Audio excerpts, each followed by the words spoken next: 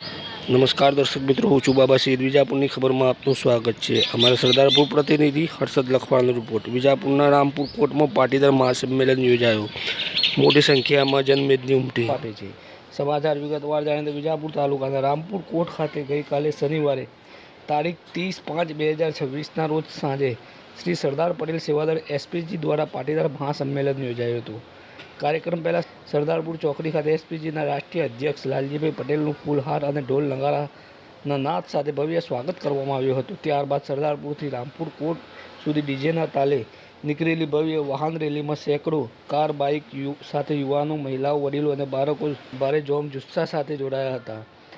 હાથમાં જય સરદારના ઝંડા અને માથે જય સરદારની ટોપી સાથે જય સરદાર જય પાટીદાર ભાગ્ય સૂત્રોચ્ચારથી વાતાવરણ ગુંજી ઉઠ્યું હતું. તુલસી મંદિરના પંડાગરમાં યોજાયેલા સંમેલનમાં મોટી સંખ્યામાં લોકો આવી પહોંચ્યા હતા. 25 થી 30 હજારની જનમેદની ઉમટી પડી હતી. જગ્યા ઓછી પડતા મોટી સંખ્યામાં લોકો આજુબાજુના મકાનોના ધાબા પર ચડીને પણ સંમેલન નિહાળી રહ્યા હતા. ધાબા પરથી જય સરદારના નાદ ગુંજતા હતા. કાર્યક્રમની શરૂઆતમાં ગત મહિને અવસાન પામેલા એસપીજીના સક્રિય કાર્યકર અને રામપુરના યુવા આગેવાન સ્વર્ગસ્થ વિક્રમભાઈ પટેલને યાદ કરી 1 મિનિટનું મૌન પાડી શ્રદ્ધાંજલિ આપવામાં આવી હતી. મંચસ્થાનેથી લાલજીભાઈ પટેલે આકરા શબ્દોમાં કહ્યું હતું કે આ કાયદો લાવવા છેલ્લા 5 વર્ષથી સંઘર્ષ ચાલી રહ્યો છે, પણ સરકાર લોલીપોપ સમાન કાયદાઓ આપી રહી છે.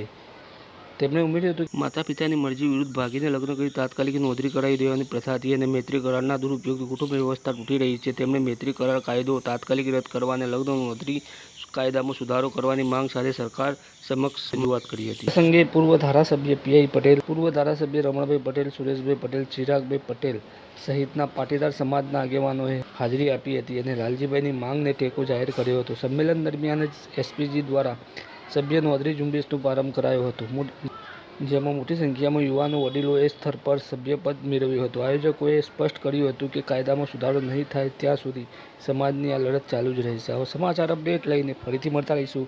ત્યાં સુધી આપણી વિજાપુરની ખબર યુટ્યુબ ચેનલને લાઇક કરો, સબસ્ક્રાઈબ કરો, કોમેન્ટ કરો. ખાસ કરીને આ સમાચાર વધુમાં વધુ શેર કરો. રામપુર કોર્ટની અંદર જે સભા ભરાઈ એમાં જે લગ્ન નોંધણી અને મૈત્રી કરાર જેવા મુદ્દા ઉપર ચર્ચા છે. આગામી સરકારને તમે ઘેરવાની કેવી રીતના પ્રયત્ન કરશો?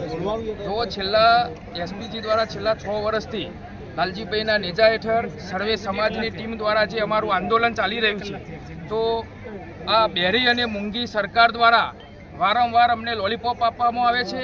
તો આજે તમે જોયું છે કે જે હજારો સંખ્યાની અંદર પાટીદારો ઉપસ્થિત હતા.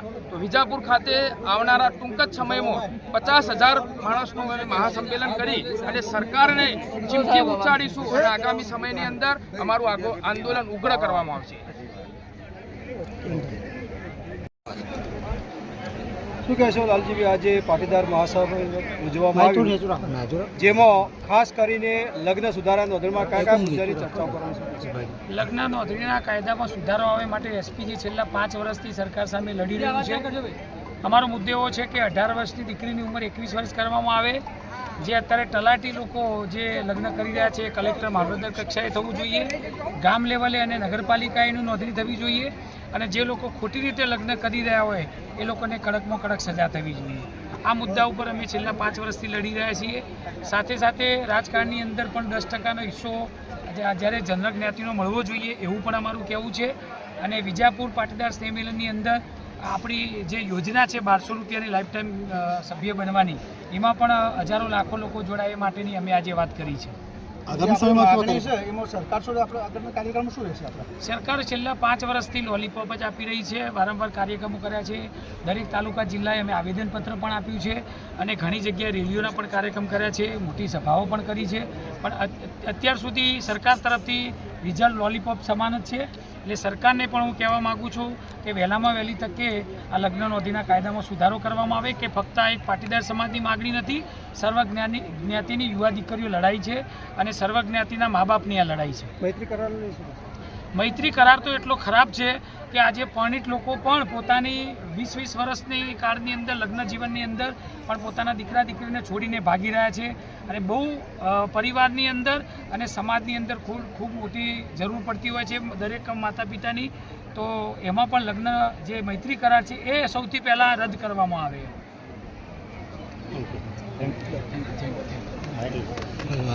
પ્રોબ્લેમ થાય છે.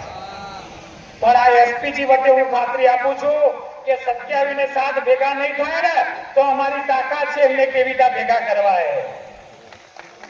પણ આવનારા ઇલેક્શન હોય, આવનારા સમયે કોઈ પણ બે દીકરીને તકલીફ હોય, કોઈ પણ ભાઈને તકલીફ હોય, કોઈ પણ ખેડૂતને તકલીફ હોય, કોઈ પણ તકલીફની અંદર જો આપણે ભેગા થઈ બંધ મુઠ્ઠી રાખી અને બધા સમાજવાદ ભૂલી અને જ્યારે ફક્ત પાટીદારની વાત કરીશું તો મને વિશ્વાસ છે કે આવનારા સમયની અંદર આપણી આખી ટીમ કહી રહી છે કે લાલજીભાઈ આ રેલો જોયો ને તો આનાથી મોટો પાટીદાર અનામતનો મોટામાં મોટો જીએમડીસી વાળો રેલો જોયો ને તો આવનારા સમય તમે તારીખ આપજો, અમે કરી બતાવીશું. અને મને તો તારીખ પણ 2-3 આપી દીધી છે. વિજયભાઈ મારી સાથે ગાડીમાં હતા, લાલજીભાઈ તારીખે મેં નક્કી કરી દીધી છે અને આવનારી વિધાનસભા પછી તમને એવા દર્શન થશે કે પાટીદાર અનામતની પણ તમને યાદ આવી જશે ભાઈઓ બહેન.